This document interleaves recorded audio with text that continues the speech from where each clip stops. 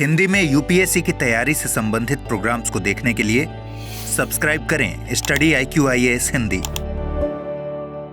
नमस्कार, I hope मेरा audio video सब आपको क्लियर आ रहा होगा। डियर, आज की क्लास में हम, जैसा आपको पता है कि भाई हम इंडियन ज्योग्राफी की प्लस एनवायरनमेंट की सीरीज जो है रन कर रहे हैं। मैं इस सीरीज में, मैंने पहले भी बताया कि मैं डिटेल में सारे एनवायरनमेंट के टॉपिक और इंडियन ज्योग्राफी के टॉपिक्स को कवर करूंगा। ठीक है, अब आपको ध्यान होगा हम चलते हुए जो है वो प्रायद्वीपीय भारत अर्थात पेनिनसुलर इंडिया में थे और हम इसके पर्वत पठार आदि देख रहे थे।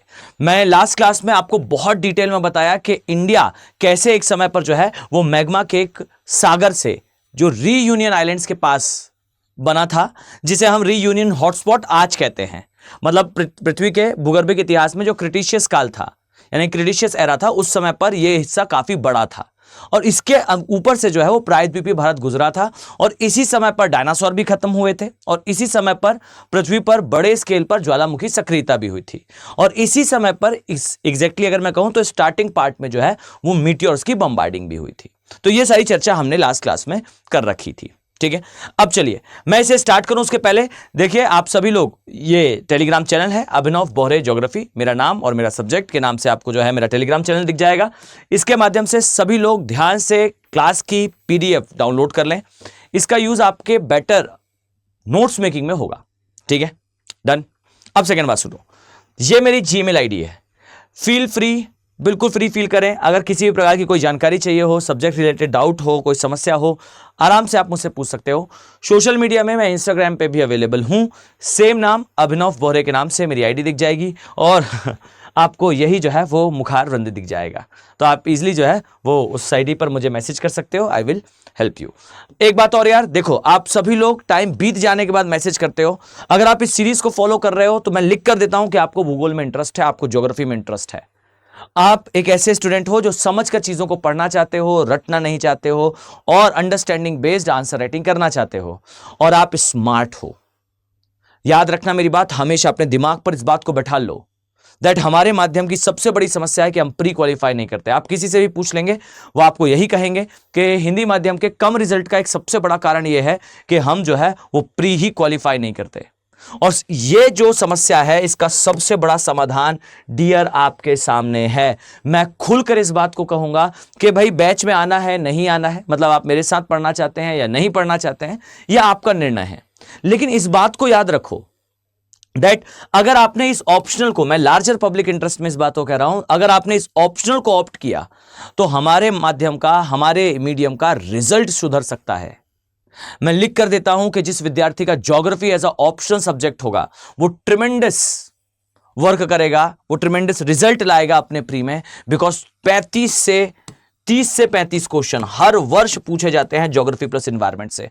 और मैं लिख कर देता हूं, आप एक बार पढ़कर देखिए ज्योग्राफी को एज अ ऑप्शनल सब्जेक्ट, आपको नेक्स्ट लेवल की अंडरस्टैंडिंग होगी। ज्वाइन करना चाह रहे हो, ऑप्शन अवेलेबल है। ठीक, होली सेल चल रही है 15 तारीख तक। 15 तारीख से इनमें क्लासेस भी स्टार्ट हो जाएंगी और 15 तारीख को ये सेल भी खत्म हो जाएगी। तो सेम बैच के लिए एक्स्ट्रा कॉस्ट पे करने से बेहतर है आप इसको ज्वाइन कर लें before the date. Make sure यार, मजा आएगा आपको पढ़ने में। मैं लिख कर देता हूं कि आपको मजा आएगा। आपको 3 घंटे की जो क्लास एक बार टेलीग्राम चैनल पर आकर देखिएगा और पूछकर देखिएगा कि जिन बच्चों ने क्लासेस ज्वाइन की थी उनका कोर्स कंप्लीट हो चुका है, कई बच्चों का, वो आपको बताएंगे कि वो क्लास में किस लेवल पर चीज़ों को समझ रहे हैं। मतलब आपके ही साथ के लोग एक नेक्स्ट लेवल की जर्नी प्ले कर रहे हैं। ओके, साथ में अगर आप पूरी तरह से स्टडी IQ के साथ पढ़ना चाहते हो, यानी कि हमारे फुल फ्लेज संपूर्ण बैचेस में प्रीलिम्स से लेकर जो इंटरव्यू तक की तैयारी कराते हैं उन बैचेस में, तो आपके पास ऑप्शन अवेलेबल है संपूर्ण बैच का। सभी की जानकारी मैं आगे आने वाले इस लेक्चर में आगे भी आपको दूंगा। तो अगर आप लोग जानना चाहते हो तो आप इस पर जो है वो वीडियो पर रुकिए, कुछ समय बाद में और जानकारी दूंगा। नेक्स्टली, अगर आप चाहते हैं ज्वाइन करना तो सीधा या तो टेलीग्राम चैनल पर मैसेज कर दीजिए, अदरवाइज आपके पास जो है वो लिंक दिया हुआ है डिस्क्रिप्शन बॉक्स में, उस पर जाइए, ऐप इंस्टॉल करिए, वेबसाइट पर विजिट करिए और कोर्स को परचेज कर सकते हो आप। ठीक है, चलो अब मैं आता हूं मुद्दे पर। हम करते हैं भाई चर्चा। हमारा जो एजेंडा ऑफ डिस्कशन है, हमारा जो चर्चा का बिंदु है, ध्यान से देखिएगा। आज हम चर्चा करेंगे कुछ पठारों के बारे में। ओके, कुछ प्लेट्यूज के बारे में। देखिए, इसमें सबसे पहले तो मैं छोटा नागपुर के पठार से स्टार्ट करने वाला हूं, बिकॉज एक इंपॉर्टेंट सेक्शन है, इसकी हम मैपिंग को भी देखेंगे। ओके, हम चर्चा करने वाले हैं छोटा नागपुर प्लेट्यू या छोटा नागपुर का पठार। ठीक है, देखिए ये जो छोटा नागपुर का पठार है या छोटा नागपुर प्लेट्यू है, इसके बारे में कुछ चीजें जानते रहिएगा। ठीक, पहली चीज तो ये कि यहां देखिए, देखो ये आपको हिस्सा दिखाई देगा, ये हमारा प्रायद्वीपीय भारत है। जरा सभी लोग कंसंट्रेशन के साथ सुनिएगा, ये हमारा प्रायद्वीपीय भारत है। ठीक है, पेनिनसुलर इंडिया है। अब इस प्रायद्वीपीय भारत में जरा देखिए, आपको ये जो पोर्शन दिखाई देगा ये इसका विस्तार है। सभी लोग जरा ध्यान से देखो, ये वाला जो हिस्सा है इसका विस्तार है। यहां पर आपको छोटा नागपुर का पठार दिखेगा। ठीक, जरा कंसंट्रेशन के साथ देखना बच्चों, ये प्रायद्वीपीय भारत है। ठीक है, ये हो गया प्रायद्वीपीय भारत, प्रायद्वीपीय मतलब कि पेनिनसुलर इंडिया। ठीक, और जरा इधर ध्यान से देखो, ये जो हिस्सा दिख रहा है आपको, this portion is called as Chota Nagpur का पठार। ठीक है, यह हो गया छोटा नागपुर का पठार। खुश। अब यहां देखिए, यह हिस्सा आपको दिखाई देगा बाय द नेम ऑफ, या तो आप इसे मेघालय का पठार कह लो या तो आप इसे शिलोंग का पठार कह लो। ठीक है, यह आपको दिखाई देगा by the name of Shillong का पठार, शिलोंग या मेघालय का पठार, मेघालय का पठार। बच्चों अब यहां जरा ध्यान से सुनिएगा, मतलब आई नीड के थोड़ी देर आप मेरी बात कुछ ज्यादा कंसंट्रेशन के साथ सुनो। ठीक है, याद रखिए कि प्रायद्वीपीय भारत का, अब मैं यहां कुछ अंग्रेजी के शब्द यूज करूंगा, कुछ इंग्लिश वर्ड यूज करूंगा। कारण यह है कि हिंदी में इसका शब्द तो है पर उसके पर्यायवाची काफी ज्यादा है, सिनोनिम्स बहुत ज्यादा है। हो सकता है कि यूपीएससी जो शब्द मैं यूज कर रहा हूं वो शब्द यूज ही ना करे, वो किसी और शब्द से इस बात को पूछने का प्रयास करे, तो उस टाइम पे आपको क्लियरिटी रहे। इसके लिए यहां ध्यान से सुनिए, मैं क्या कह रहा हूं, मैं ये कह रहा हूं कि प्रायद्वीपीय भारत का छोटा नागपुर का पठार इसका नॉर्थ ईस्टर्न प्रोजेक्शन है। देखिए यह कहलाता है नॉर्थ, यह कहलाता है ईस्ट, मतलब उत्तर पूर्व। छोटा नागपुर का पठार जो है ये इसका नॉर्थ ईस्टर्न प्रोजेक्शन है। ठीक, प्रोजेक्शन को कहा जाता है उभार। एक्चुअली में प्रायद्वीपीय भारत का, यहां देखिए जरा सभी लोग ध्यान से, ये प्रायद्वीपीय भारत है। अगर मैं आपको इसका भूगर्भिक संरचना दिखाऊं तो पहले भी मैं आपको बता चुका हूं खैर इस बारे में, बट एक ब्रीफ आप लोग फिर भी ले लीजिए दैट हमारा जो प्रायद्वीपीय भारत है बच्चों, वो कुछ इस तरीके से दिखाई पड़ता है। ठीक, भूगर्भिक रूप से, यानी कि अगर हम आंतरिक संरचना के आधार पर देखें तो हमारा जो प्रायद्वीपीय भारत है वो कुछ इस तरीके से दिखाई पड़ता है। ठीक, ये कुछ इस तरीके से दिखाई देता है। अब इसमें जरा आप नोटिस करिएगा तो ये वाला जो हिस्सा है, यहां पर जैसा मैंने बताया कि अरावली का विस्तार है। अब देखिए सभी लोग ध्यान से, यहां मैंने आपको पहले भी बताया कि यहां पर जो है वो अरावली का विस्तार है। ओके, और ये जो हिस्सा आप लोग देख रहे हो, याद रखना कि ये हिस्सा टूटा है, ये ब्रेक हुआ है, इसका विभाजन हुआ है। कैसे, तो जरा देखिए, ये वाला जो पार्ट आप देखते हैं, यहां पर बीच वाला पोर्शन गायब हो चुका है इस तरीके से। अब प्रश्न ये आता है कि ये गायब कैसे हुआ भाई, ये टूट कैसे गया, ये ब्रेक कैसे हो गया। तो देखो जरा मैं इसे कंप्लीट कर दूं पहले। देखो एक्चुअल बात यह है कि ये जो हिस्सा जो ब्रेक हुआ है, ये टकराने के कारण, कोलिजन के कारण ब्रेक हुआ है।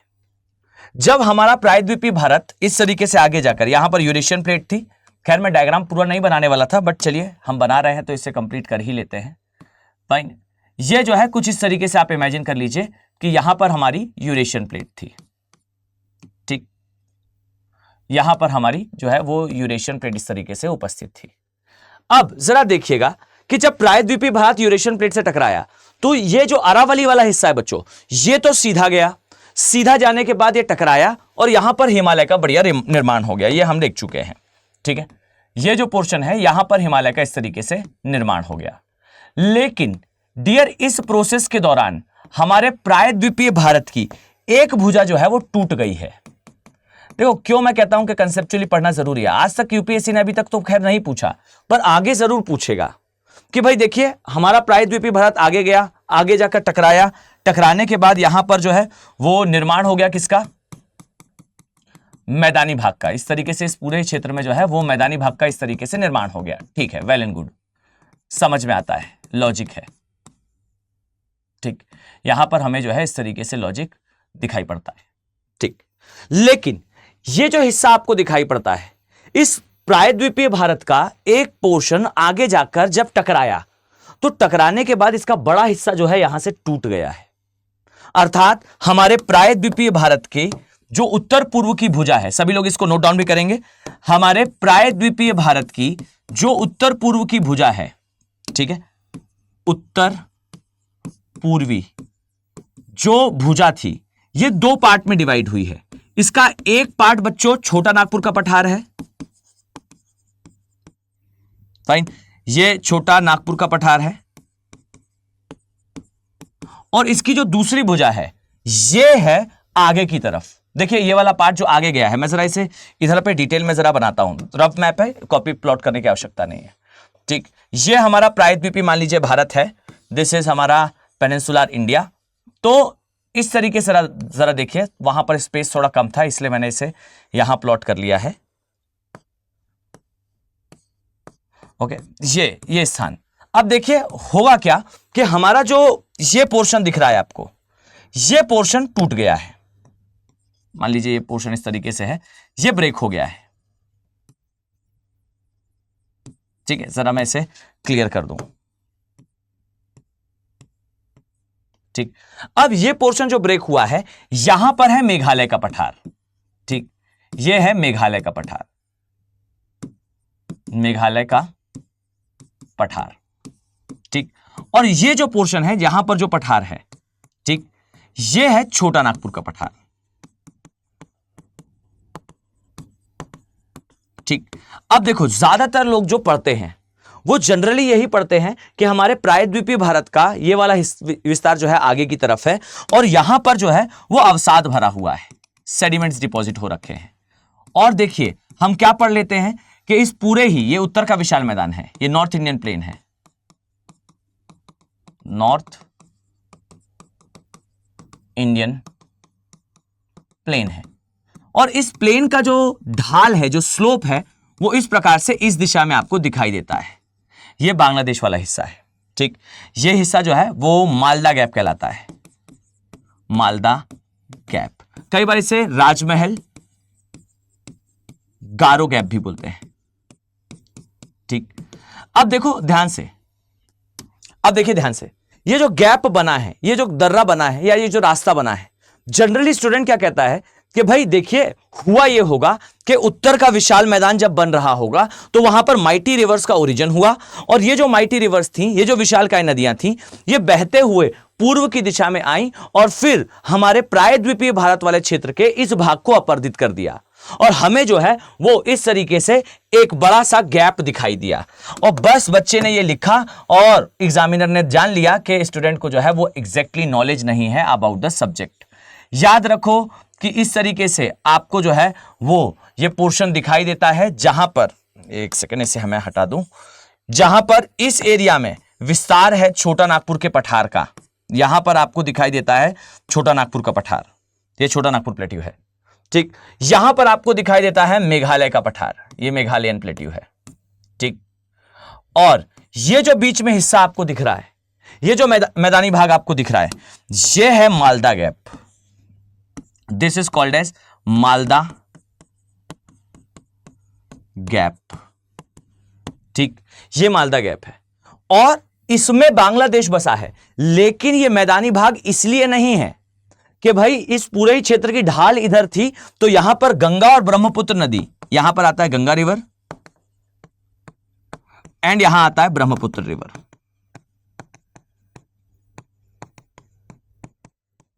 ठीक, सो याद रखिए कि गंगा या ब्रह्मपुत्र नदी यहां बहती हुई आई और आने के बाद यहां डेल्टा बना दिया, इसीलिए ये गैप बना है। ये रॉन्ग स्टेटमेंट है, this is a wrong statement. Make sure कि जो छोटा नागपुर है, छोटा नागपुर है, और ये जो मेघालय का पठार है, इन दोनों के बीच में ये गैप गंगा ब्रह्मपुत्र ने नहीं बनाया है, ये गैप एक्चुअल में प्रायद्वीपीय भारत के आगे जाकर टकराने के कारण बना है, और जब ये टकराने के कारण बन गया, निर्मित हो गया, तब जाकर नदियां यहां पर आकर अपना जल विसर्जित कर रही हैं। ठीक, यानी कि ढाल बनी तब नदियां आई, ना कि नदियां आई और ढाल बनाई। ठीक, देखो ये बारीक चीजें होती हैं बच्चों, ये कहलाता है माइन्यूट थिंग्स। और UPSC is just a silly game of small conceptual things. ये एक बिल्कुल छोटा सा गेम है जहां पर ना अगर आपको एक्चुअल लॉजिक पता है देन आपका आंसर आपको बन जाएगा। क्यों मैं कहता हूं कि थोड़ा सा कंसेप्चुअली पढ़ो, दिस इज द रीजन। ठीक, तो एक बात याद रखना कि छोटा नागपुर का पठार मेघालय का पठार एक ही भाग है, छोटा नागपुर का ही विस्तार मेघालय का पठार है, बस बीच वाला हिस्सा टूटकर अलग हो गया है। और यह अलग क्यों हुआ है उसका कारण याद रखना, यह अलग बहिर्जात बल एक्सोजेनिक फोर्सेस के कारण नहीं हुआ है, यह एंडोजेनिक फोर्सेस के कारण हुआ है। ठीक है, तो ये याद रखो, जरा मैं इधर नाम लिख दूं, ये वाला हिस्सा जो है ये मेघालय का पठार है। ठीक, मेघालय पठार। और ये जो गैप बन रहा है, ये वाला गैप जो यहां पर निर्मित आपको दिखाई देगा, अभी मैंने इसको जूम कर दिखा दिया था, अब मानकर चल रहा हूं कि आपको उस गैप के बारे में पता है। ये जो गैप है ये कहलाता है मालदा गैप। ठीक है, यहां मैं लिख देता हूं नाम, which is called as Malda gap. जल्दी से इस नाम को एक बार रिपीट कर लो। ठीक, सेकेंड नंबर पे आता है विच इज इसका अनदर नेम विच इज गारो या राजमहल गारो गैप। राजमहल गारो गैप। ठीक, तो आप या तो राजमहल गारो गैप कह लो या तो आप सीधा सीधा मालदा गैप कह लो। अब यहां पर दो शब्द सुनिए सभी लोग ध्यान से। पहली चीज, जो छोटा नागपुर का पठार है यह प्रायद्वीपीय भारत का नॉर्थ ईस्टर्न प्रोजेक्शन है। North eastern projection. ठीक, ये उत्तर पूर्वी प्रोजेक्शन का मतलब होता है उभार, निकला हुआ भाग, और यह कहलाता है नॉर्थ ईस्टर्न एक्सटेंशन। ठीक, यह कहलाता है नॉर्थ ईस्टर्न एक्सटेंशन। ठीक, ये हमारे प्रायद्वीपीय भारत का उत्तर पूर्वी विस्तार है और यह हमारे प्रायद्वीपीय भारत का उत्तर पूर्वी उभार है, ये याद रखिएगा। अब इसका डिफरेंस क्या होता है तो मैं सिंपल वर्ड्स में बताता हूं। देखिए, जैसे मेरा ये फेस है तो मेरे फेस पर ये जो मेरी नोज है ये जो है ये प्रोजेक्शन है, ये निकला हुआ भाग है। और अगर मैं इसे खींचकर बहुत लंबा कर दूं तो फिर ये एक्सटेंशन है। एक्सटेंशन का मतलब होता है विस्तार। तो हमारे प्रायद्वीपीय भारत को देखोगे तो ये भाग जो है थोड़ा सा निकला हुआ दिखता है, तो हम कहते हैं कि नॉर्थ ईस्टर्न प्रोजेक्शन है। और ये आगे तक जो गया है उसे हम कहते हैं नॉर्थ ईस्टर्न एक्सटेंशन। देखो, ये दोनों शब्द मैं जानता हूं ये अंग्रेजी के शब्द हैं, लेकिन मेरा कहना है ज्यादा परहेज करने की जरूरत नहीं है, थोड़ा बहुत अंग्रेजी जो है वो चल जाती है। ठीक, मेरा स्वयं का मानना यही है। मैं ऐसा नहीं है कि मैं कह रहा हूं कि भाई जो है अंग्रेजी ज़्यादा सुपीरियर है, इंग्लिश ज़्यादा बेहतर है, आप उसी में इस शब्द को याद कर लीजिए, ऐसा कुछ भी नहीं कह रहा हूं यार। मैं स्पष्ट कह दूं, हमेशा मैंने हर बार रिपीट करा है और मैंने दोनों माध्यम को पढ़ाया। मतलब मैं ऐसा नहीं है कि मैं अपने आपको पढ़ा रहा हूं या फिर मैं आपको हिंदी में पढ़ा रहा हूं तो शायद मेरा कोई द्वेष हो अंग्रेजी से या इंग्लिश से, बट मैं स्पष्ट इस बात को कह सकता हूं। और इसे याद रखिएगा हमेशा दैट एक 26 अक्षर की लैंग्वेज जो है वो कभी भी एक 52 अक्षर की लैंग्वेज को डिफीट नहीं कर सकती। मैंने बहुत डिटेल में बताया है कि मानव भूगोल जब आप पढ़ते हो तो उसमें चर्चा आती है दैट जो आज के समय आपको धार्मिक समूह दिख रहे हैं या नस्ल के आधार पर समूह दिखाई दे रहे हैं, कहीं नॉर्डिक लोग रह रहे हैं कोल्ड स्किन के, या फिर bright white cold burn skin के लोग दिख रहे हैं, या फिर कहीं आपको ब्लैक स्किन टोन के लोग दिख रहे हैं, कहीं ब्राउन दिख रहे हैं, ये सभी एंड ऑफ द डे हैं उन्हीं 10,000 बानरों की संतानें जो टोबा वोल्केनिक इरप्शन के समय जो है वो बच पाए थे। मतलब मैंने बार बार रिपीट करा, आप लोग याद करिए, मैंने बताया ये बहुत डिटेल में कि एक टोबा वोल्केनिक इरप्शन हुआ था आज से लगभग 55 से 75,000 वर्ष पहले, और उस वोल्केनिक इरप्शन में सारे वानर खत्म हो गए थे। टोबा झील आज के समय इंडोनेशिया में है, और इस झील इस स्थान पर जब ज्वालामुखी था उसमें विस्फोट के बाद जो हिमयुग आया था उससे बचने के लिए सारे वानर भागे थे, और हम में से वो वानर मतलब जो उस समय जीवित थे उनमें से वो वानर जो सबसे ज्यादा फिट थे वो अफ्रीका के रिफ्ट वैली पहुंच पाए थे, और जो पहुंचे 10,000 बंदर थे, उन्हीं से आज के समय 800 करोड़ मानव हैं। इसका मतलब है कि हम सभी का डीएनए लगभग एक जैसा है 99.9%। और फिर धीरे धीरे करके ये जो है अलग अलग कृषि प्रदेशों में या अलग अलग भौगोलिक प्रदेशों में गए, और जैसा जैसा प्रदेश वैसा उस मानव के अंदर परिवर्तन। वोकल कॉर्ड्स ज्यादा ओपन होती हैं जब आप किसी गर्म क्षेत्र में रहते हो, ज्यादा अक्षरों वाली भाषा बोलते हो, ज्यादा स्वर और व्यंजन वाली भाषा बोलते हो, वो ज्यादा विकसित भाषा है। ठंडे प्रदेश में जैसे जैसे आते हो आपके वोकल कॉर्ड्स या टंग की ट्विस्टिंग जो है वो कम होती जाती है। इसी कारण आपकी जो भाषाएं होती हैं ठंडे प्रदेशों की, उनमें सामान्यतः अक्षरों की संख्या थोड़ी कम होती है। सो हमेशा याद रखो कि Hindi is more scientific language या Sanskrit is more scientific language as compare to English. But मेरा कहना यह है कि कुछ शब्द तो आप याद कर ही सकते हो। मतलब मेरा ये कहना है कि मैं किसी लैंग्वेज के सुपीरियर या इंफीरियर होने की बात नहीं कर रहा हूं। मैं सिर्फ कह रहा हूं कि उपयोगिता। अगर कोई शब्द आप इंग्लिश में समझकर आप उसे सही उत्तर लिख सकते हो तो आप क्यों ना उसे लिख लो यार, ठीक है। मतलब इतना कोई टफ नहीं है। इस बहस में मत पड़ना कि कौन सी लैंग्वेज श्रेष्ठ है। बहस का उत्तर मैं देता हूं, हिंदी श्रेष्ठ है, ठीक है।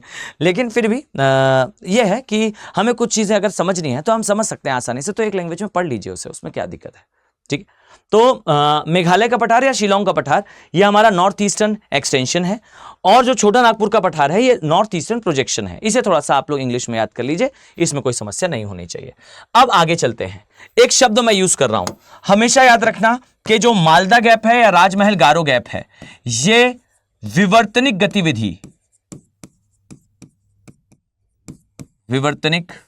गतिविधि द्वारा निर्मित है। मतलब इसका निर्माण जो है वो टेक्टोनिक के कारण हुआ है, ठीक है, ठीक। मतलब ये बहिर्जात बल या एक्सोजेनिक फोर्सेस के कारण नहीं बना, ये एंडोजेनिक फोर्सेस के कारण बना है। तो इसका थोड़ा सा आप लोग विशेष तौर पर ध्यान रखोगे, ठीक है। चलो अब जरा आइए कुछ अदर बातों पर चर्चा करते हैं। जैसे मैंने आपको यहां बताया दैट ये प्रोजेक्शन है और ये इसका जो है वो पार्ट है। इसी तरीके से जरा यहां देखो, सभी लोग आइए इस तरफ देखिए। यहां आपको बच्चों दिखाई देता है ये वाला हिस्सा विच इज छोटा नागपुर का पठार, ठीक है। ये पोर्शन आपको दिख रहा है, ये छोटा नागपुर का पठार है। अब सभी लोग ये डायग्राम प्लॉट करेंगे, ओके, ताकि आपको डायग्रामेटिकली वो चीजें पता हो, पिक्टोरियल मैनर में वो बात पता हो, ज्यादा नक्शे का उपयोग ना करना पड़े आपको, आसानी से आप जो है उत्तर वगैरह लिख पाओ। देखिए ये है छोटा नागपुर का पठार।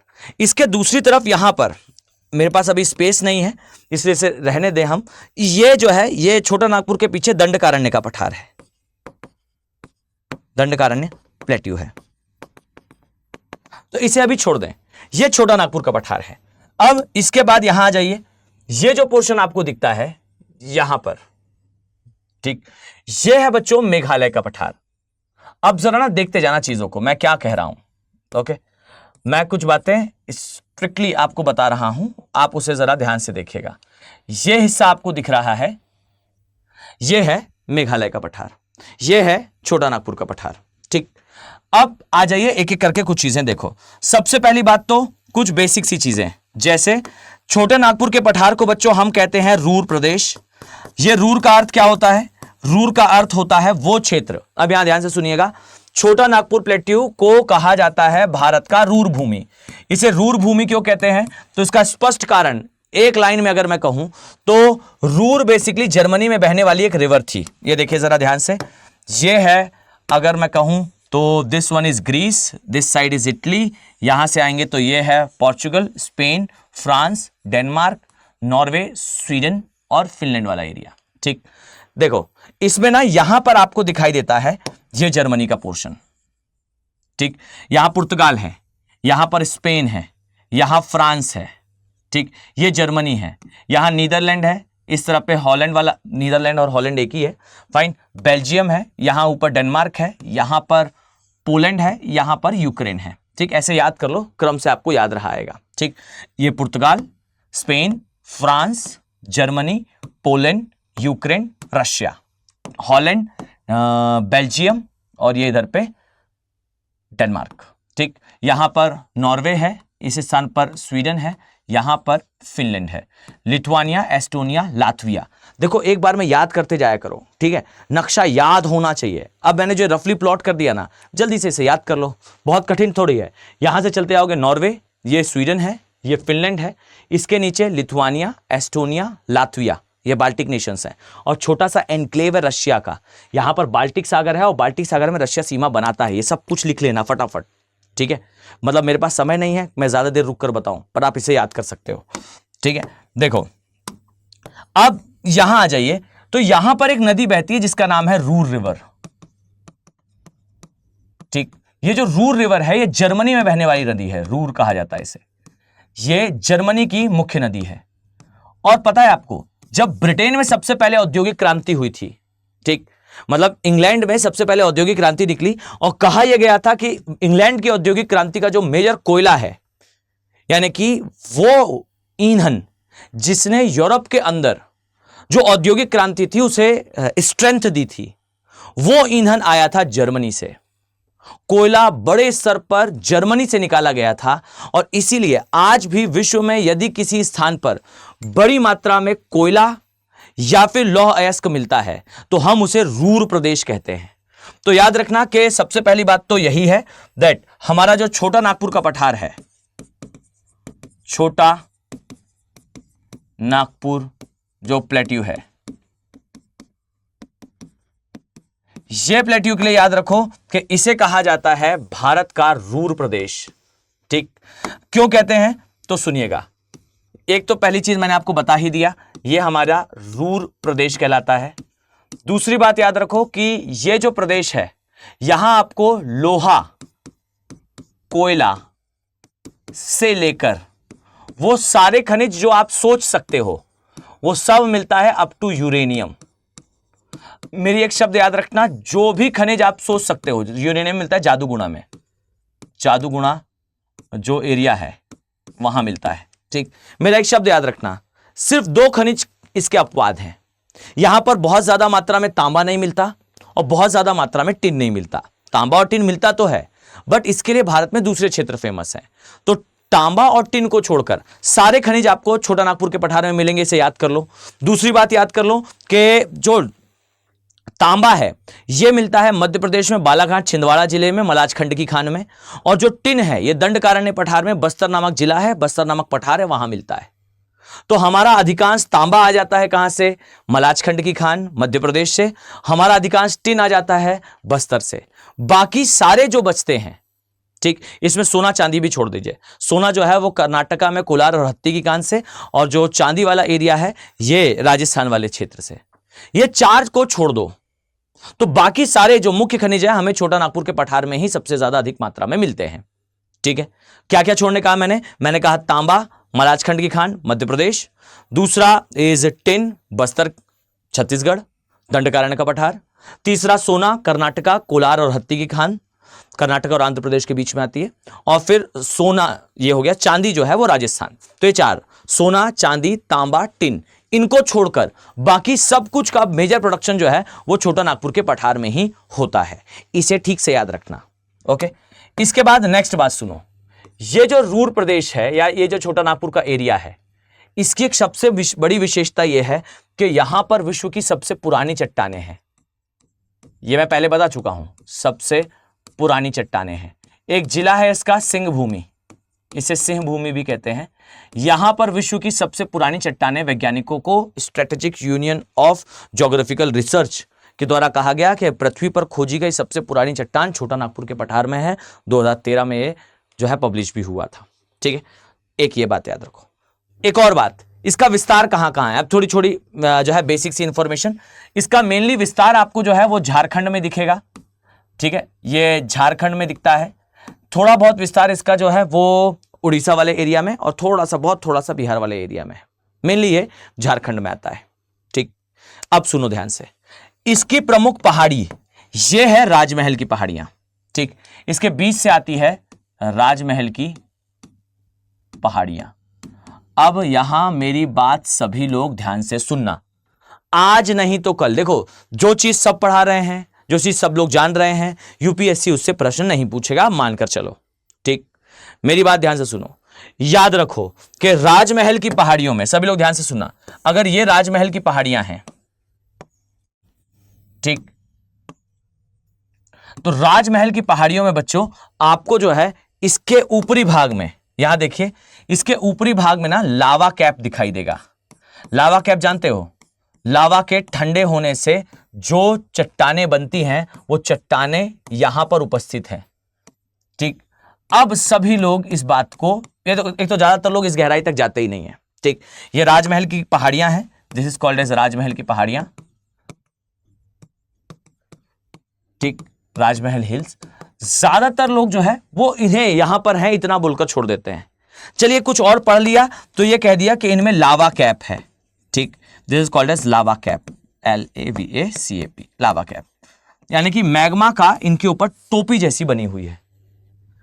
चलिए ये पढ़ लिया, पर नेक्स्ट क्वेश्चन ये आता है कि लावा कैप कैसे आया। तो ज्यादातर बच्चे पता है क्या आंसर करने वाले हैं। ये लावा कैप बेसिकली जब क्रिटिशियस काल में प्रायद्वीपीय भारत एक मैग्मा के सागर से गुजरा था उस समय बना होगा, यह माना जाता है, क्योंकि छोटा नागपुर के एग्जैक्टली पीछे तक, मतलब छोटा नागपुर के पहले तक पूरा मैग्मा का ही पठार वाला एरिया है। ठीक, तो ये याद रखो कि ये जो हिस्सा आप देख रहे हो, इनके ऊपर मैग्मा का जो कैप आप देख रहे हो, ये जो हमारा दक्कन का पठार है उससे पुराना है। हम ध्यान से सुनिए, हम एग्जैक्टली नहीं जानते कि कब इतनी बड़ी मैग्मा की गतिविधि हुई थी या कहां इतनी बड़ी मैग्मा की गतिविधि हुई कि राजमहल की पहाड़ियों के ऊपर तक मैग्मा आ गया। और यह भी याद रखना कि यह जो मैग्मा का कैप है ना, अगर मैग्मा यहां तक चढ़ा था तो इसका मतलब है कि हमारे पूरे जो पूर्वी घाट का एरिया है वहां तक जो दक्कन का पठार है वैसे पठार बनने चाहिए थे। जबकि मैंने आपको लास्ट क्लास में अच्छे से बताया था कि यह जो हिस्सा आप देख रहे हो, ठीक, जरा मैं इसे अभी हमारा जो राजनीतिक सीमा है वहां पर बताऊं तो देखिए, हम अभी तक जो दक्कन का पठार देखते हैं या मैग्मा का पठार देखते हैं वो यहां केवल देखते हैं। ठीक है, ये आपको जो है मारवाड़ का पठार दिखेगा, ये मेघा जो हमारा मालवा का पठार है ये दिखेगा, यहां आपको दक्कन का पठार दिखेगा और यहां पर कर्नाटका का पठार दिखेगा। यानी कि देखिए जरा ध्यान से, ये सारे ही पठार आपको जो है वो कहां दिखाई पड़ते हैं, ये सारे ही पठार आपको हमारे पश्चिमी भाग में ही दिखाई पड़ते हैं। सभी देखिए कहीं ना कहीं सटे हुए हैं पश्चिमी भाग से, ये पूर्वी भाग में दिखाई नहीं देते, पर पूर्वी भाग में पठार है। जरा ध्यान से सुनना, पूर्वी भाग में पठार है जिस पर कुछ पहाड़ियां हैं और उन पहाड़ियों की चोटियों पर यह मैग्मा का कैप है। बच्चे ये इंपॉर्टेंट बात है, ये रिमार्केबल बात है। अगर इन पहाड़ियों के ऊपर तक मैग्मा आया था क्रिटिशियस काल में, इसका मतलब 100% बात है कि इस पूरे जगह पर ये पठार होने चाहिए थे। पर क्या ये पठार हैं? से यस और नो, जल्दी से मुझे बताइए, क्या यहां पठार हैं? नहीं है। क्या दर्शाता है ये दर्शाता है कि डियर, ये जो मैग्मा की फ्लोरिंग या ये जो मैग्मा का कैप आप यहां पर देख पा रहे हो, ये मैग्मा का कैप क्रिटिशियस काल में नहीं बना है, ये उसके पहले बना है। ठीक, तो ये याद रखना कि राजमहल की पहाड़ियां यहां पर उपस्थित हैं और इस राजमहल की पहाड़ियों में आपको लावा कैप या मैग्मा का कैप दिखाई देता है। ठीक, लावा कैप आपको मिलेगा। ठीक, और ये कैप पुराना है दक्कन के पठार से। ठीक, मैं पहाड़ियां यहां लोकेट नहीं कर रहा हूं क्योंकि मुझे यहां पर रिवर लोकेट करनी है। ठीक, अब देखो यहां से एक नदी गुजरती है। अब बच्चों आई नीड आपका 100% कॉन्सेंट्रेशन यहां हो, ध्यान से देखिएगा। यहां से एक नदी गुजरती है, ठीक, और ये जो नदी है ये नदी आगे जाती है और आगे जाकर ये एक दूसरी नदी से मिलती है जिसका नाम है हुगली नदी। ठीक, ये कौन सी रिवर है? ये नदी है हुगली नदी।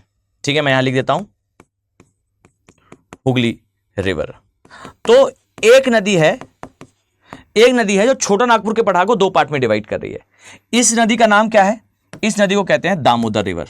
ठीक है, सभी लोग जरा ध्यान से देखो, रिवर का नाम याद रखना, this is called as Damodar river. ठीक है, दामोदर रिवर। और ये जो दामोदर रिवर है इसका ऊपर वाला हिस्सा जो है ये कहलाता है हजारीबाग का पठार। सभी लोग ध्यान से सुनना, मतलब छोटा नागपुर के पठार के ऊपरी भाग को हम कहते हैं कि यह है हजारीबाग का पठार। ठीक है, this is called as Hazaribagh plateau. ठीक, और इसका जो नीचे वाला हिस्सा है यह कहलाता है रांची का पठार। मतलब छोटा नागपुर के पठार को 2 पार्ट में डिवाइड करती है दामोदर रिवर। ठीक, यह क्या कहलाता है? यह कहलाता है रांची का पठार। ठीक, और यह है हजारीबाग का पठार, हजारीबाग का पठार। तो हजारीबाग हो गया, रांची हो गया, बीच में दामोदर रिवर हो गई। अब याद रखो कि रांची के पठार से एक नदी गुजरती है, जो नदी सीधे जाकर अपना जल विसर्जित कर रही है बंगाल की खाड़ी में, इसकी तरह नहीं है। ठीक, ये रिवर कहलाती है स्वर्ण रेखा रिवर। ठीक, देखो मैं यहां पर नाम लिख रहा हूं, जरा ध्यान से देखिएगा। ओके, आई नीड कि आप लोग थोड़ा सा कंसंट्रेशन से देखो, अदरवाइज आपको कंफ्यूजन होने लगेगा। ठीक है, ये कहलाती है स्वर्ण रेखा रिवर। ठीक है, ये है रेखा रिवर। ठीक, तो स्वर्ण रेखा रिवर रांची के पठार से गुजरती है, और रांची के पठार के लिए एक बात और याद रखना, इसके ऊपर से कर्क रेखा भी गुजरती है। ठीक है, तो रांची के पठार से कर्क रेखा भी गुजरी, रांची के पठार से स्वर्ण रेखा रिवर भी गुजरी, और हजारीबाग के पठार से यह याद रखना कि यहां से दो नदियां गुजरती हैं, एक का नाम है उत्तरी कोयल और दूसरे का नाम है दक्षिणी कोयल। ठीक है, तो यहां पर जो है वो कोयल रिवर है, कोयल रिवर है। अब बच्चों जरा चलिए मैं पूरा बता देता हूं, एक छोटी सी रिवर के बारे में मैं आपसे प्रश्न करता हूं, देखते ईमानदारी से बताइएगा। ठीक है, सभी लोग ध्यान से मुझे बताएंगे। बताइए कि जो कोयल रिवर है, उत्तरी कोयल और दक्षिणी कोयल, ये किसकी सहायक नदियां हैं, या फिर सीधे क्या ये सागर में जाती हैं या किसी की सहायक नदियां हैं? जरा कमेंट सेक्शन पे मुझे बताइएगा, और I am waiting for your response. मेरी बात याद रखना, मैं आपके रिस्पॉन्स की प्रतीक्षा में हूं। तो सभी लोग ध्यान से कमेंट सेक्शन में मुझे बताएंगे कि हजारीबाग में बहने वाली जो कोयल रिवर है, उत्तरी और दक्षिणी कोयल, ये किसकी सहायक नदियां हैं। ठीक है, अब दूसरी बात, स्वर्ण रेखा रिवर। स्वर्ण रेखा रिवर रांची से गुजरती है, और रांची छोटा नागपुर के पठार का दक्षिणी भाग है। स्वर्ण रेखा रिवर के लिए एक स्टेटमेंट मैं हमेशा रिपीट करता हूं, और तीन नदियों को तो याद कर लो आप। ठीक, कौन कौन सी तीन नदियां? तो देखो, एक है स्वर्ण रेखा, ठीक है, स्वर्ण रेखा। ठीक, एक रिवर है सोना, एक रिवर है यूकॉन। यूकॉन आती है अलास्का में। ठीक, अलास्का यूएसए वाला एरिया। ठीक, इन तीनों ही रिवर्स के पानी में आपको जो है वो गोल्ड पार्टिकल मिलते हैं। ठीक, सोने के कण मिलते हैं। यहां ध्यान से सुनना, बिल्कुल सत्य है ये। सत्य मतलब 100% राइट है ये, कि स्वर्ण रेखा नदी हो, सोना नदी हो या यूकॉन नदी हो, इन सभी के जल में जो है स्वर्ण या स्वर्ण के या गोल्ड के पार्टिकल्स आपको दिखाई देते हैं। भाई फिर एक काम करते हैं, हम चलते हैं। ठीक है, विवाह होने वाला है घर में, 2-2 बकेट पानी ले आएंगे, एक सोने का हार और एक मंगलसूत्र हो जाएगा। ऐसा क्यों नहीं करते हैं? तो बच्चे इसमें दिक्कत है। यह सच है कि इसके पानी में गोल्ड पार्टिकल हैं, पर यह भी सत्य है कि इसके पानी में जो गोल्ड पार्टिकल हैं उसको निकालने का जो कॉस्ट है, वो cost is lesser than cost of the gold which you will get from that water. मतलब उस पानी से, अगर मान लीजिए आप उस पानी को लेकर जाएं और एक वैज्ञानिक को दें कि भाई एक काम करो यार, इसमें से जो है गोल्ड के पार्टिकल निकालकर मुझे दीजिए, जब आप वो पानी उसे दोगे तो वो व्यक्ति आपसे कुछ धनराशि लेगा। वो आपसे कहेगा ठीक है भाई 10,000 रुपए लगेंगे, इसमें से गोल्ड निकाल कर देता हूं। जब वो एक्सट्रैक्ट करेगा उसमें से, जब वो गोल्ड निकालेगा तो गोल्ड निकलेगा 5,000 का, और निकालने की कॉस्ट है 10,000 रुपए। तो एक बात बताइए, क्या आप उस व्यक्ति से वो पानी या वो गोल्ड लेने वाले हैं? नो, कारण ये कॉस्ट इफेक्टिव नहीं है, ये जो है ये लाभदायक नहीं है, प्रॉफिटेबल बिजनेस नहीं है। बिजनेस तो है पर प्रॉफिटेबल नहीं है। तो कोई भी व्यक्ति ऐसा क्यों ही काम करेगा? बट याद रखो, जिस भी दिन हमने वो टेक्निक ढूंढ ली, उस दिन ये नदी सूख जाएगी, क्योंकि सारे लोग जो है इतना पानी उसमें से निकाल चुके होंगे।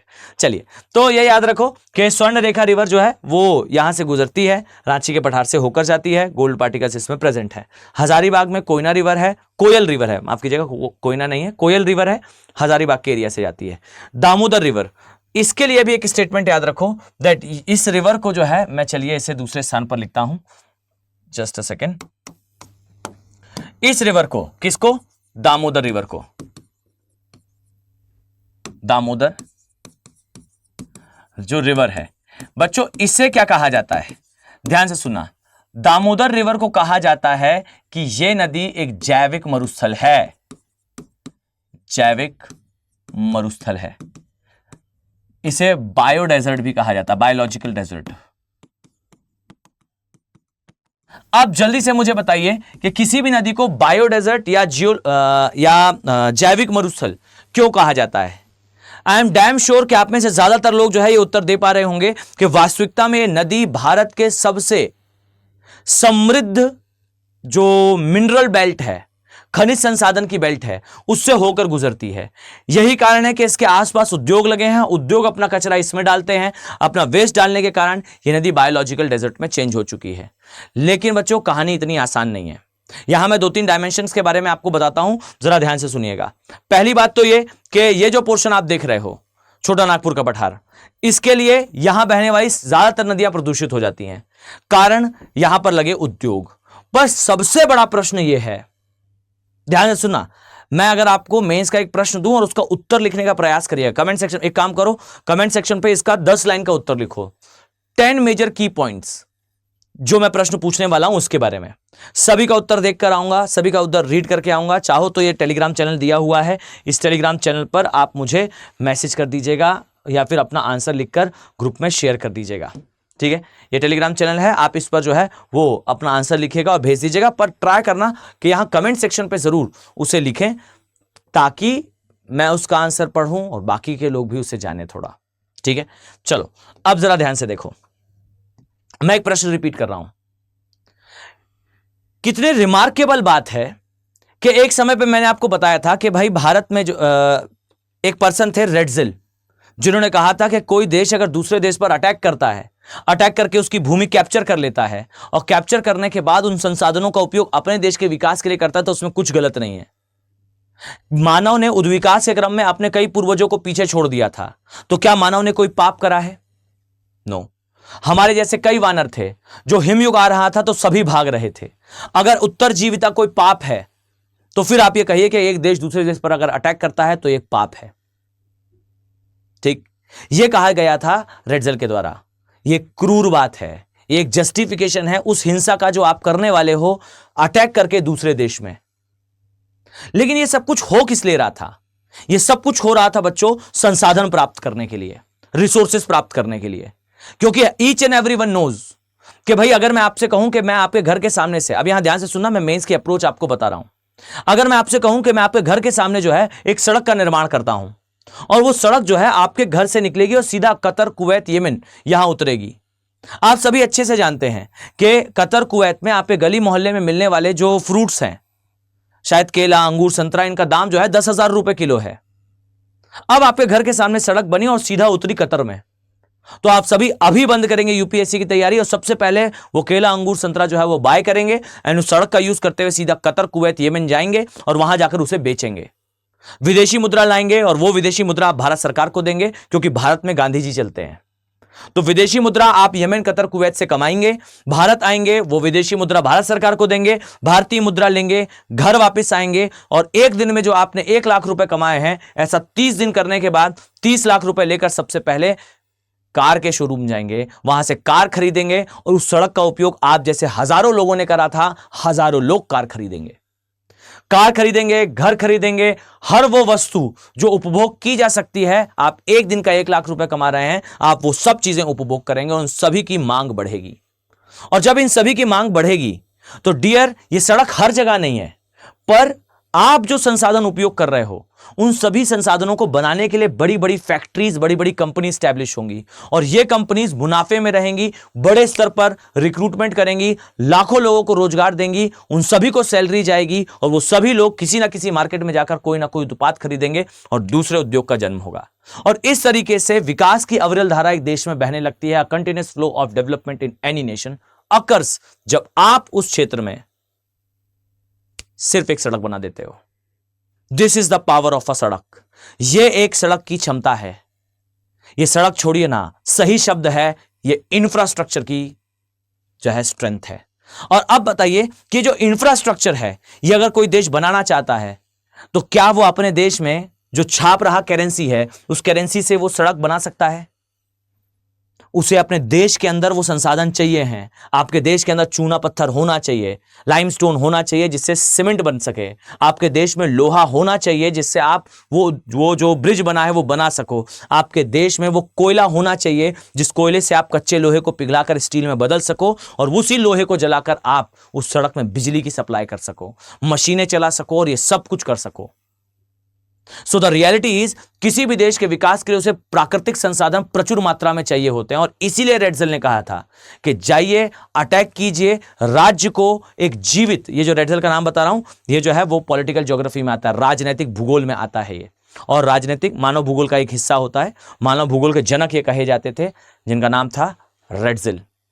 ठीक, रेडजल ने मानव भूगोल को, मानव भूगोल से फिर आगे जाकर राजनीतिक भूगोल को जन्म दिया। इसी राजनीतिक भूगोल को आप लोग जीएस में जियोपॉलिटिक्स कहते हो, और इसलिए मैं कहता हूं कि ऑप्शनल पढ़ोगे तो फिर देखना क्या अंडरस्टैंडिंग होगी, नेक्स्ट लेवल। मतलब ये मैचेबल नहीं है, आप इसे बीट ही नहीं कर सकते, क्योंकि वो स्टूडेंट नेक्स्ट लेवल पर जाकर उस बात को पढ़ेगा, वो रेडजल की बात को पढ़ेगा, रेडजल की बात से हार्टलैंड और रिमलैंड थ्योरी पढ़ेगा, जिसमें वो जानेगा कि दुनिया के कुछ भूभागों को अगर जीत लिया जाए तो पूरी दुनिया जीत ली जा सकती है। और अभी यूक्रेन रशिया वॉर हो, इजराइल पैलेस्टाइन का वॉर हो, या फिर आने वाले समय में जो दक्षिण अमेरिकी देश है, जहां पर देखिएगा ये क्या नाम है इसका, वेनेजुएला, और इसके पास जो है गुयाना, इन दोनों देशों के बीच में विवाद चल रहा है, अगला युद्ध की संभावना यहां है। ठीक, ये सब कुछ हो रहा है विश्व के कुछ 10% एरिया को जीतने के लिए, क्योंकि ये सारे देश एक रेस लड़ रहे हैं। हार्टलैंड और रिमलैंड थ्योरी में समझाया गया था कि दुनिया का केवल 20% भाग भी अगर आप जीत लेते हो तो आप पूरी दुनिया विन कर चुके हो, ये मान लीजिए, क्योंकि सिर्फ और सिर्फ 20% भाग जीतकर आप दुनिया पर रूल कर सकते हो। एशियन पावर रीबैलेंसिंग इनिशिएटिव क्या कर रहा है? यूएसए एशिया के हर विवाद के अंदर, हर एक एशिया के विवाद में यूएसए का एंगल क्यों है, थ्योरी बताती है। आप विवाद पढ़ते हो और ऑप्शन का जो स्टूडेंट है वो उसका मेन रीजन पढ़ता है थ्योरीज से, यह कहलाता है राजनीतिक भूगोल के सिद्धांत। फाइन, आज जहां वॉर हो रही है वहां क्यों हो रही है, और आगे कहां होगी तो क्यों होगी, क्या उसके बेसिक रीजंस हैं। Any kind of relation is based upon interest, किसी भी प्रकार का संबंध जो है एक मतलब पर आधारित होता है, और in case of international relation ये मतलब जियोपॉलिटिक्स है, और जियोपॉलिटिक्स जीएस में नहीं ऑप्शनल में है, राजनीतिक भूगोल ऑप्शनल में आता है। पढ़ेंगे जो बच्चे पार्ट होंगे वो तो जरूर डेफिनेटली आगे जाकर इसे बहुत डिटेल में पढ़ोगे, बहुत मजा आएगा वहां पर इसे पढ़ने में। फाइन, चलिए वापस आइए, मैं बता किस परिप्रेक्ष्य में रहा हूं, मैं बता इस परिप्रेक्ष्य में रहा हूं कि देखिए ये स्थान जो है वो संसाधनों से परिपूर्ण है, भरा हुआ है संसाधनों से, पर एक दिक्कत है बच्चों, क्या आयरनी है, क्या कोइंसिडेंस है कि वो भूभाग जो संसाधनों से भरा हुआ है, आपको उस भूभाग में विकास नहीं दिखेगा। झारखंड, छत्तीसगढ़ या उड़ीसा का जो इंडस्ट्रियलाइज्ड एरिया है या जो संसाधन वाला एरिया है, ये सारे बड़े क्षेत्र वृहद स्तर पर भारत के विकास के लिए खनिजों का उत्पादन करते हैं। इन्हीं की जमीन को तोड़कर भारत सरकार जो है वो खनिज निकालती है और पूरे देश में सप्लाई करके विकास की अविरल धारा बहती है। The flow of development occurs from this area. But क्या आयरनी, क्या इत्तेफाक है कि भारत के जो राज्य सबसे ज्यादा खनिजों का उत्पादन करते हैं, जिनके पास सबसे ज्यादा खनिजों के भंडार हैं, वो सारे ही राज्य गरीब हैं। जिन राज्यों से निकला हुआ लोहा, जिन राज्यों से निकला हुआ कोयला निकलकर देश के विकास में योगदान दे रहा है, वो राज्य ही गरीब है, उस राज्य में ज्यादा संसाधन नहीं है, जबकि सारे संसाधन उसी के पास हैं, पर उसके पास विकास नहीं है। आई नीड कि आप एटलीस्ट 10 पॉइंट्स बनाएं। मैं इन 10 पॉइंट्स के बारे में डिटेल में आपको नेक्स्ट लेक्चर में समझाऊंगा। अब आप कहेंगे सर अभी क्यों नहीं समझा रहे हो, तो मैं चाहता हूं कि आप थोड़ा समय रुककर सोचो। टेलीग्राम चैनल पर आना, मैं वहां पर इसका उत्तर 5 लाइनों में आपको बता दूंगा। ठीक, कल के लेक्चर में आना, मैं कल के लेक्चर में डिटेल में इसका उत्तर आपको समझाऊंगा, क्योंकि आगे कर्नाटका के पठार में इसका यूज होना है। ठीक है, तो याद रखिएगा कि छोटा नागपुर का जो पठार है, ये हो या छत्तीसगढ़ का एरिया हो, यहां पर आपको संसाधनों की कमी दिखाई देती है, संसाधनों की पर्याप्त मात्रा दिखाई देती है, पर विकास की कमी आपको देखने को मिलती है, जिससे कुछ बेसिक से रीजंस हैं। और हिंट अगर मैं देना चाहूं तो भारत में कुछ उद्योग उनके कच्चे माल से दूर स्थापित करे जाते हैं। हिंट है, समझदार हो तो आंसर का आंसर को बनाना आप इसके आसपास स्टार्ट कर सकते हो। ठीक है, चलो, तो ये हुआ क्या, ये हुआ छोटा नागपुर का पठार। अब छोटा नागपुर के पठार में यहां से आप आगे जाओगे तो ये जो हिस्सा आपको दिख रहा है, ये वाला हिस्सा, इसे कहते हैं, जैसा मैंने बताया, ये है मालदा गैप। ठीक, यहां मैं लिखता हूं, ये है मालदा गैप। मैं बता चुका हूं इसके बारे में, मालदा गैप। अब पहली बात तो सुनिए, इस मालदा गैप में मेनली बांग्लादेश का विस्तार है और यहीं पर जो है वो गंगा और ब्रह्मपुत्र का डेल्टा बनता है। गंगा ब्रह्मपुत्र डेल्टा। ठीक, तो यहां पर आपको गंगा और ब्रह्मपुत्र के डेल्टा का निर्माण दिखेगा। और इसी के बीच में देखिए, इसी के बीच में जो है यहां पर आती है एक रिवर कॉल्ड गंगा और यहां पर एक रिवर आती है, अ रिवर कॉल्ड ब्रह्मपुत्र। ठीक, और फिर यहां से एक और रिवर आती है बाय द नेम ऑफ मेघना। मैं बताऊंगा इसके बारे में, डोंट वरी, डिटेल में हम इसके बारे में चर्चा करेंगे, तो ज्यादा टेंशन ना लें कि ये रिवर कहां से आ गई, ये रिवर आएगी आगे सारी चर्चा में। ठीक, ये है गंगा रिवर, ये है ब्रह्मपुत्र रिवर,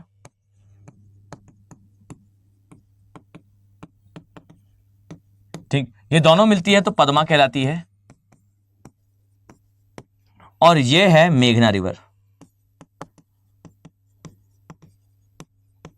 ठीक, तो ये आपको जो है इस एरिया में दिखाई देती है। यहीं पर आपको फिर पूरा बांग्लादेश बसा हुआ दिखाई देगा, वो जो बांग्ला भूमि है ये आपको देखने को मिलती है।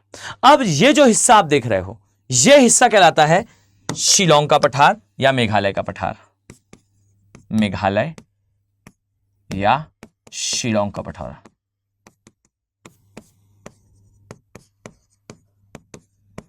अब देखिए, ये जो पोर्शन आप देखते हो, इस पोर्शन में सबसे पहली बात तो ये है दैट यहां आपको कुछ पहाड़ियां दिखेंगी जो यहां राजमहल की पहाड़ियों का ही विस्तार है। They are actually extension of Rajmahal की पहाड़ियां। देखिए, इसमें जरा क्रम से याद रखना बच्चों।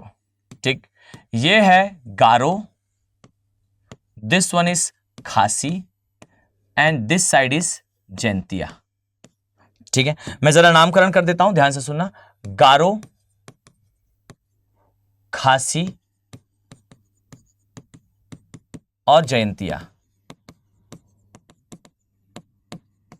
ये है। यहीं से हमारा, मैं पहले भी बता चुका हूं, देखिए इस तरीके से हमारा जो मॉनसून है वो भारत में प्रवेश करता है। ये हमारा प्रायद्वीपीय भारत है और इस तरीके से हमारा दक्षिण पश्चिम मॉनसून जो है वो प्रवेश करता है। तो देखो, जब ये ब्रांच यहां पहुंचती है, ठीक, ये ब्रांच जब यहां कहीं पहुंचती है तो यही जो गारो खासी जयंतियां हैं, इस तरीके से गारो है, फिर इस तरीके से खासी है और फिर इस तरीके से जयंतिया है। इसके ब्रैकेट में ये फंस जाती हैं, ये पवने ऐसे आती हैं और इसके ब्रैकेट में जो है वो फंस जाती है। और जब ये फंस जाती है तो फिर ये दुनिया के सबसे अधिक वर्षा वाले स्थान का निर्माण करती है, which is called as Cherrapunji या मासिनराम। ठीक है, या मासिनराम,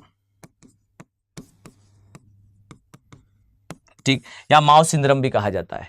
तो याद रखना कि चेरापूंजी, मासिनराम या माओ सिंद्रम, ये हमारे राजमहल की पहाड़ियों के विस्तार गारो खासी जयंतिया के जस्ट नीचे बनता है। और इसका भी एक कारण याद रखो, इसका एक लोकेशन याद रखो कि ये एग्जैक्टली ना खासी हिल्स के पास आती है। ठीक, अब यहां कुछ कुछ चीजें, जैसे छोटा नागपुर का पठार संसाधनों से रिच है, वैसे ही यहां का पठार भी संसाधनों से रिच है, लेकिन ये उतना रिच नहीं है जितना ये वाला पार्ट है। ठीक है, मतलब जितना ये वाला पोर्शन रिच है उतना ये वाला भाग रिच नहीं है। यहां पर भी कोयला मिलता था और यहां पर कोयले को निकालने के लिए rate hole mining, rate hole mining, इस टेक्निक का उपयोग होता था।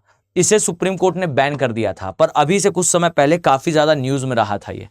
क्यों? तो वो जो सुरंग कोलैप्स हुई थी, जहां हमारे बहुत सारे जो है वो मजदूर फंस गए थे, उन्हें निकालने के लिए सरकार के द्वारा बहुत प्रयास करा गया। जब अंतिम कुछ 10-15 मीटर का रास्ता बचा था तो वहां पर जो है वो रेड होल माइनिंग करने वाले ही कुछ लोगों को बुलाया गया था, जो मेघालय से ही बिलोंग करते थे, जो छेद कर रहे थे इतना जैसा चूहा अपना बिल बनाता है वैसा। इतना बड़ा क्षेत्र जिससे इंसान निकलकर वहां जा सके और उन लोगों को निकाला जा सके। ये रेड होल माइनिंग कहलाता है। ये बैन है क्योंकि हमने अपने संविधान के अनुच्छेद शायद 39 या 40 में शायद जो है वो 42 में शायद ये पढ़ा है, या 42 43 देख लीजिएगा। नीति निर्देशक था तो directive principle of state policy, इसमें है ह्यूमैनिक कंडीशन एट वर्क प्लेस। ठीक, काम करने की मानवीय जो स्थितियां हैं उनका वो क्षेत्र होना चाहिए। तो हमारे कॉन्स्टिट्यूशन के DPSP, directive principle of state policy या नीति निर्देशक तत्वों से निकाला गया था कि भाई काम करने की ऐसी दशाएं नहीं होनी चाहिए जहां इंसान इंसान की तरह रह ही नहीं सकता। तो ये जो रेड होल माइनिंग है ये अमानवीय जैसा लगता है, इसीलिए जो है इसे सुप्रीम कोर्ट ने बैन भी कर दिया था। लेकिन अभी भी इसका कुछ कुछ जगह उपयोग होता है, बट बहुत कम स्तर पर होता है, इलीगली होता है। बाकी ये यहीं से बिलोंग करती थी। क्यों? क्योंकि यहां पर कोयला तो उपस्थित है, बट कोयले की बहुत पतली पतली परतें हैं। अब इतनी पतली परतों पे बड़ी हैवी मशीनरी लगाकर उत्पादन करना लॉजिकल नहीं होता। इस कारण से यहां रेड होल माइनिंग बैन है। दूसरी बात, जैसा मैंने कहा, सबसे अधिक वर्षा वाला स्थान है। ठीक, सबसे ज्यादा वर्षा वाला स्थान है, वर्षा वाला स्थान है। अब मेरी एक बात सुनो बच्चों ध्यान से, सबसे ज्यादा वर्षा वाला स्थान है, पर यह याद रखिए कि यह क्षेत्र भी बना है किससे? यह क्षेत्र भी बना है कठोरतम चट्टानों से। इसलिए हमेशा याद रखिएगा, the area which is made up of hard rocks, एक ऐसा क्षेत्र जो कठोर चट्टानों से बना होता है, लिख कर दे लीजिए कि वो स्थान हमेशा सूखे से प्रभावित होगा ही, चाहे वो स्थान दुनिया का सबसे अधिक वर्षा प्राप्त करने वाला स्थान हो। कारण सिंपल सा है, हर जगह हर समय बारिश नहीं हो सकती। अब भाई मान लेते हैं कि यहां पर सदाबहार वनों का विस्तार है, यहां साल भर बारिश होती है, पर कोई जगह तो ऐसी होगी, कोई इलाका तो ऐसा होगा जहां शायद 3 महीने बहुत कम बारिश हो। और अगर 3 महीने बहुत कम बारिश हुई तो यह तय बात है कि जैसे ही बारिश कम होगी वहां पर सूखा पड़ जाएगा, क्योंकि ये चट्टानें कठोर हैं। हमेशा याद रखिए कि जिस स्थान की, जिस जमीन की चट्टान कठोर होती है वो पानी को परकोलेट नहीं करती, अवशोषित नहीं करती। और जब वो पानी को अवशोषित नहीं करती तो डियर ग्राउंड वाटर टेबल लो होता है, भूमिगत जल का स्तर कम होता है। और जब भी भूमिगत जल का स्तर कम होगा वहां पर बारिश बंद हुई तत्काल सूखा पड़ेगा। आप लेक एंड पॉन्ड्स बना लीजिए, तालाब वगैरह बना लीजिए, तो आप पानी को रोक पाओगे, अदरवाइज पानी गिर रहा है और बहकर सीधा निकल रहा है। इसलिए याद रखना कि यहां पर यह सबसे ज्यादा वर्षा वाला स्थान जरूर है, पर यह क्षेत्र भी सूखा प्रभावित रहता है, सूखा प्रभावित भी होता है। ठीक, इसे थोड़ा सा अपने दिमाग में सिंक इन कर रखना। इसके अलावा कुछ और बातें भी हैं, जैसे ये जो छोटा नागपुर, ये जो मेघालय का पठार है, इस पठार में आपको कुछ विशेषता मिलेगी। जैसे मैं जरा इस पठार के बारे में, मेघालय के पठार के बारे में कुछ चीजें आपको बता रहा हूं, ध्यान से देखना। जो मेघालय का पठार है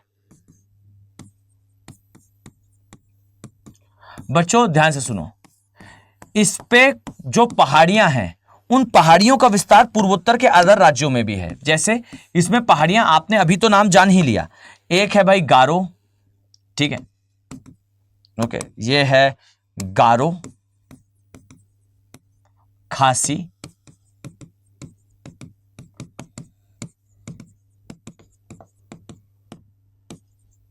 जैंतिया।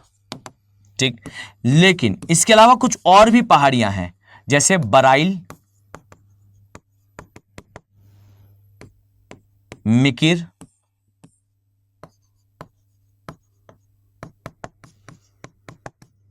और रेंगमा।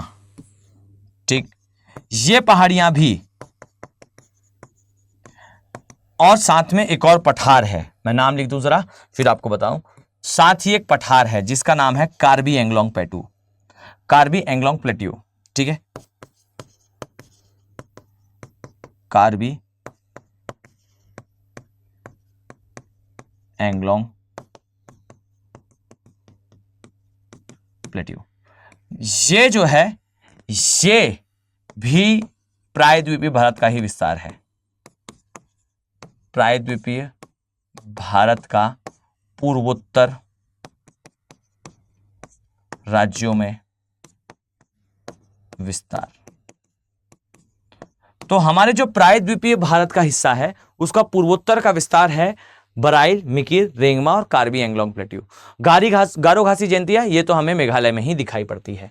साथ ही इस एरिया की कुछ और चीजें मिसलेनियस, जैसे इस एरिया में बच्चों आपको जो है वो सदाबहार वन, उष्ण कटिबंधीय सदाबहार वन, इसका विस्तार दिखेगा।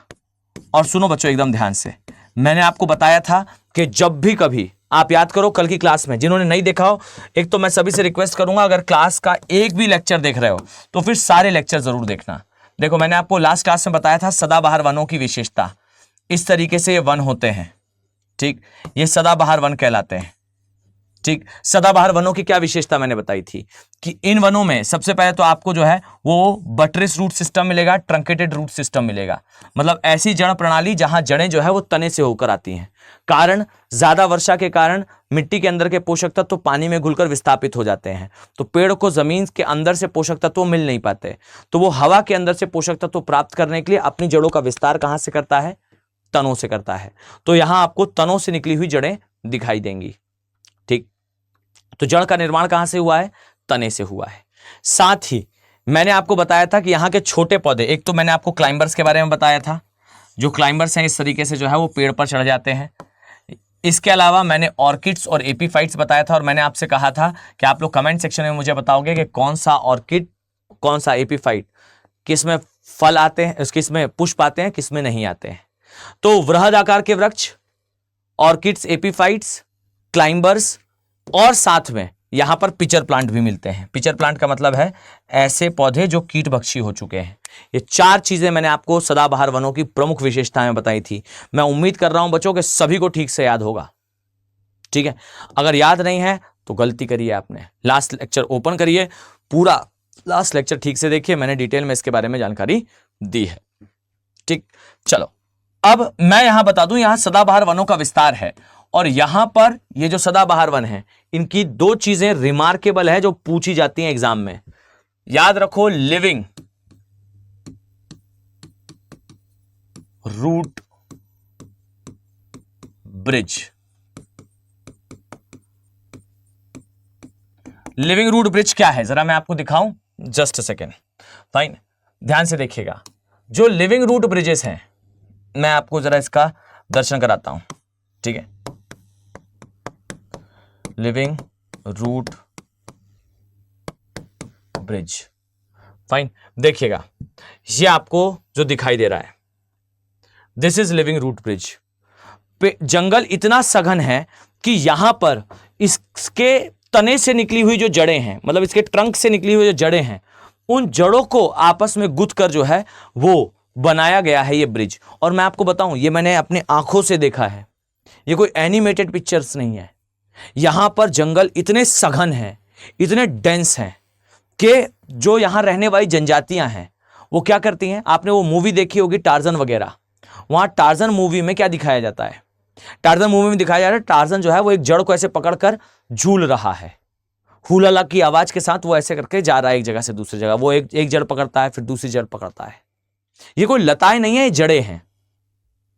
और ये याद रखो कि ये जो आपको दिखाई देता है, ये जो जड़ें आपको दिखाई देती हैं, जनजातियां क्या करती हैं, इन जड़ों को आपस में गुथ देती हैं। समय के साथ ये जड़ें फिर उसी के आसपास जो है वो ग्रो होती जाती हैं और एक ब्रिज के समान बन जाता है। और फिर एक जगह से दूसरी जगह जाने के लिए या नदियों को क्रॉस करने के लिए जनजातियां जो है इसका उपयोग करती हैं। बेहद सुंदर होता है। मैंने पहले ही बताया, ये जो जंगल हैं, ये जंगल इतने सघन होते हैं कि आप अंदर जाओगे तो अंदर आपको अंधेरा दिखेगा, स्पष्ट ब्लैकआउट दिखेगा, और वहां जमीन पर सरीसृप होते हैं। जनजातियां नदियों के किनारे रहती हैं और नदियों के आसपास ही सूर्य का प्रकाश उन्हें मिल पाता है। यहीं वो कुछ जानवरों का शिकार करती हैं और यहीं वो जीवित रह पाती हैं और इस प्रकार के ब्रिजेस बनाती हैं। तो मेघालय का जो एरिया है, this area is highly famous for living root bridges, या जीवित रूट प्रणाली पर आधारित यहाँ पर जो जनजातियां हैं वो दिखती हैं। साथ ही यहां पर एक और चीज है, यहां पर सदाबहार वनों के आसपास कई जगह पर पर्णपाती वन विकसित है। ठीक, अच्छा, पर्णपाती में जाने से पहले सदाबहार वनों की एक और विशेषता, यहां पर ना आपको बड़े स्तर पर कीटभक्षी पौधे, कीटभक्षी जो पौधे हैं, पौधों का क्षेत्र मिलेगा। इसे इंसेप्टिवोरस प्लांट्स या पिचर प्लांट कहते हैं। इसे पिचर प्लांट कहा जाता है। ठीक, ये आपको यहां दिखाई देगा। और मेरी बात हमेशा याद रखना कि जो लिविंग रूट ब्रिज है या जो पिचर प्लांट्स है, ये यहां के आइकॉनिक थिंग्स हैं, मतलब इससे प्रश्न बनता ही बनता है। और इस यहां पर इन सदाबहार वनों को बचाए रखने के लिए 2 नेशनल पार्क हैं। दोनों नेशनल पार्क के नाम बच्चों ठीक से याद रखना। ठीक, एक का नाम है Baghmara national park, Baghmara national park, और एक है बल्फाकरम नेशनल पार्क।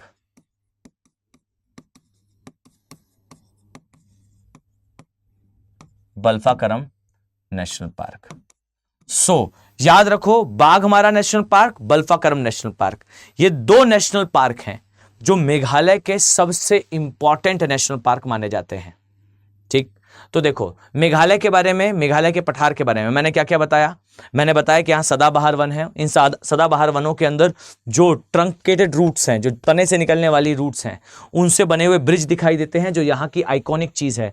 दूर दूर से लोग देखने आते हैं, एकदम बड़ा पर्यटन का केंद्र है ये। ठीक, लिविंग रूट ब्रिजेस दिखेंगी। सेकेंडली, यहां आपको कीटभक्षी पौधे दिखाई देंगे, और कीटभक्षी पौधे यहां पिचर प्लांट्स कहलाते हैं, और ये बड़े स्तर पर यहां पर आपको देखने को मिलते हैं। इसके अलावा यहां के प्रमुख national park Baghmara national park, Balphakram national park है। इन दोनों में ही आपको बच्चों, जैसे बाघमारा बल्फाकरम के आसपास के क्षेत्र में आपको कार्ट्स स्थलाकृति मिलती है। कार्ट्स स्थलाकृति का मतलब क्या है? मेघालय का पठार is famous for carts, carts topography. Carts स्थलाकृति जानते हैं आप लोग? कार्ट्स स्थलाकृति के बारे में, ये चूने पत्थर से निर्मित स्थलाकृति होती है। कभी देखा है आपने? अगर नहीं तो एक बार गूगल करिएगा, आपको दिखाई देगा कि पूरा का पूरा क्षेत्र ही चूने पत्थर से बना है। अब वहां बारिश होती है, तो बारिश होने पर चूना पत्थर आप सभी जानते होंगे बहुत आसानी से जो है वो जल में घुल जाता है। तो ये पत्थर वाला जो क्षेत्र है वो बहुत जल्दी पानी वहां पर घुलता है और जमीन के अंदर चला जाता है और बड़ी बड़ी गुफाएं बनाता है। इसलिए कहते हैं कि भारत में जो गुफा प्रणालियां हैं, भारत में कुल 9 गुफा प्रणाली हैं, जिनमें से 10 गुफा प्रणाली हैं, जिनमें से 9 मेघालय में ही है। ये कार्ट्स स्थलाकृति कहलाती है, वही जिसके बारे में मैंने चर्चा करी थी, दैट यहाँ पर जो है वो इस गुफा प्रणाली के निर्माण के कारण हमें पता चला कि हड़प्पा सभ्यता कैसे खत्म हुई। याद करिए, मैंने डिटेल में इसके बारे में बताया, स्टैगलाइट, स्टैगमाइट या स्टेलेक्टाइट, स्टेलेगमाइट। ठीक, तो कार्ट्स स्थलाकृति है वो यहीं इन्हीं नेशनल पार्क के आसपास आपको देखने को मिलती है। साथ ही यहाँ पर कीटभक्षी पौधे हैं जो कि बाघमारा और बल्फाकरम दोनों में देखने को मिलते हैं। मेनली बाघमारा में जो है वो दिखाई देता है कीटभक्षी पौधे, और बल्फाकरम में जो है वो आपको दिखता है कार्ट्स स्थलाकृति। ध्यान से इसे नोट डाउन कर लेना, इतनी माइन्यूटली चीजें जल्दी आपको बच्चों एक स्थान पर नहीं मिलेंगी। मैं दावे से कहता हूं कि ये सारी चीजें एक स्थान पर एक बार में आपको नहीं मिलेंगी। होगी आवश्यक रूप से जानकारी, पर जल्दी नहीं प्राप्त कर पाओगे। तो इसे ध्यान से नोट डाउन कर लीजिएगा। खुश? डन। अब ये देखिए, ये हो गया मेघालय का पोर्शन। यहां आ जाइए, ये हो गया छोटा नागपुर का एरिया।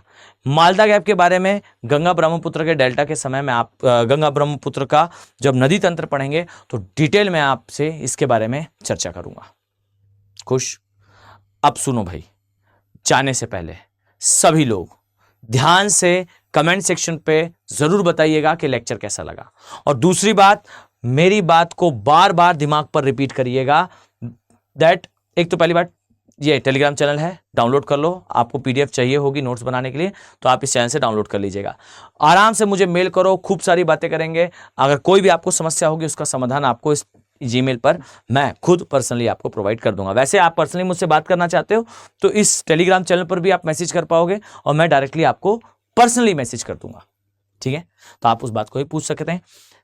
साथ में यार, तैयारी करना चाहते हो, लेक्चर में यहां तक हो तो इसका मतलब है कि भूगोल आपको पसंद है।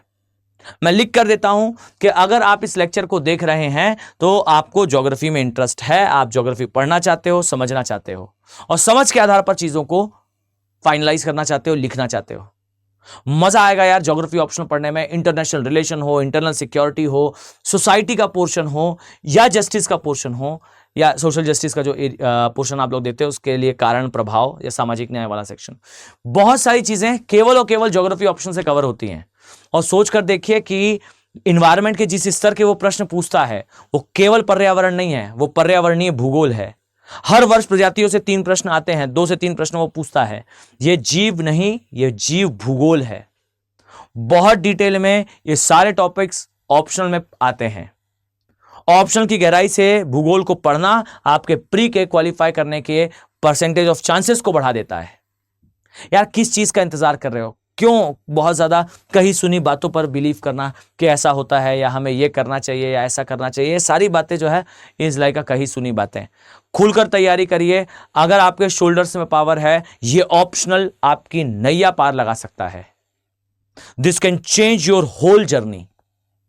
बस एक requirement, the only requirement is कि आइए और आकर इसमें पढ़ाई कीजिए। मेरे साथ पढ़ना चाहते हो? बैच ओपन है, 15 तारीख लास्ट डेट है। 15 तारीख को सेल एंड हो जाएगी। बैच फिर भी ओपन रहेगा बट डेट समाप्त हो जाएगी। सेम बैच के लिए एक्स्ट्रा कॉस्ट पे करोगे, रफली अराउंड 20%। तो क्यों ही एक्स्ट्रा कॉस्ट पे करना? दिल खोलकर जो है वो इस अवसर का फायदा उठाओ। फेस्टिवल सेल है, जल्दी से जल्दी एनरोल कर लो। कोई भी समस्या होती है जस्ट मुझे मैसेज करो, I will help you in everything. मैं हर एक चीज में आपकी सहायता करूंगा, ठीक है? टेलीग्राम चैनल का लिंक आपके पास है, चाहो तो इंस्टाग्राम पे मैसेज कर लेना, टेलीग्राम पे मैसेज कर देना, मेल कर देना, I will there for you, ठीक है? साथ में ये देखिए, ये है संपूर्ण बैच। फुल फ्लैश तैयारी करना चाहते हो तो फिर तो और भी अच्छी बात है। इसमें सब कुछ मिलेगा बट आपको एक्स्ट्रा ऑप्शनल के लिए तो अलग बैच ज्वाइन करना पड़ेगा। इसमें बाकी सारी चीजें हैं, जैसे आपको पूरा जीएस पढ़ाया जाएगा, आपको इवन आपका प्री का रेसिडेंशियल प्रोग्राम दिया जाएगा, मेंस के रेसिडेंशियल प्रोग्राम में आपको जो है असिस्टेंस मिलेगा। सारी सुविधाएं आपको एक जगह पर मिल जाएंगी। टेस्ट सीरीज हो, मेंटोरशिप हो, सब कुछ, each and everything is in a one place. अब सोच कर देखो आपकी तैयारी किस स्तर पर होने वाली है। आ रहे हो तो ध्यान से कोड यूज करना मत भूलना। अब यार मैं हर बार, अब मैं पहले लाइव क्लास लेता था तो बच्चे मुझे याद दिला देते थे, बट अभी नहीं दिला पा रहे हैं तो मैं हर बार भूल जाता हूं। आप सभी लोग पूरे प्राउड के साथ बैचेस में आते हैं। बच्चा पढ़ने ही मुझसे आ रहा होता है ऑप्शनल के बैच में, पर वो मेरा ही कोड यूज कर नहीं आता। आ ही रहे हो मुझसे पढ़ने के लिए तो भाई आप ऑप्शनल में आइए, चाहे हमारे संपूर्ण बैचेस में आइए। याद रखना कि आपको यूज करना है इस ए के लाइव कोड का। इस कोड का यूज करोगे तभी आप बैचेस को ज्वाइन कर पाओगे सबसे मिनिमम कॉस्ट पे। ज्वाइन करना है तो इस कोड के साथ ज्वाइन करो, definitely things will be great for you. मजा आएगा यार आपके साथ पढ़ाई करने में। जब आप यूट्यूब में इतने एंगेजमेंट के साथ इसे देख रहे हो तो क्लासेस में तो आप नेक्स्ट लेवल पर होगे। अपना कमेंट लीव करना मत भूलिएगा। I am waiting for your comments, ठीक है? चलिए मिलते हैं नेक्स्ट वीडियो में। Have a nice day, thank you, stay healthy, stay safe, बढ़िया से पढ़ाई करो, थैंक यू। हिंदी में यूपीएससी की तैयारी से संबंधित प्रोग्राम्स को देखने के लिए सब्सक्राइब करें स्टडी IQ IAS हिंदी।